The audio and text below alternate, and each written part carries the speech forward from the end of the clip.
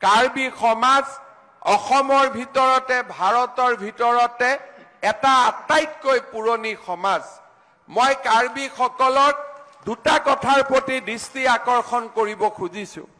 আমাৰ ভাৰতত বা আমাৰ অসমত বহুত নতুন ধৰ্ম আহিছে। এতিয়া আমাৰ মনত প্ৰশ্ন হ'ল, এই ধৰ্মবিলাক অহাৰ আগতে কাৰ্বি সমাজ কেনেকে জীয়াই আছিল? আগত হস্পিটালো নাছিল, পাহাৰত জন্তু আছিল, মেলেৰিয়া আছিল, পাহাৰে ভৈয়ামে অসুখ আছিল, পাহাৰে ভৈয়ামে জীৱন কষ্টৰ আছিল, খেতি বাতি কষ্টৰ আছিল, ডক্টৰ নাছিল, হস্পিটাল নাছিল, আৰু আজি আৰম্ভ হোৱা নতুন ধৰ্মবিলাকো নাছিল।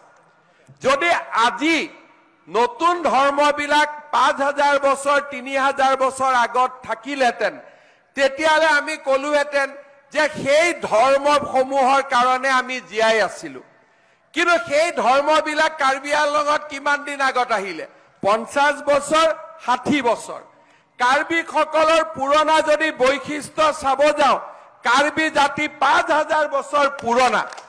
তেতিয়াহ'লে কাৰ্বিসকল ইমান দিন ধৰি আজি এই ৫০ বছৰ 1948ৰ পৰা বা ব্ৰিটিছৰ ১০০ বছৰ যদি বাদ দিওঁ, তাৰ আগৰ ৪,৯০০ বছৰ কাক উপাসনা কৰি আমি জীয়াই আছিলো?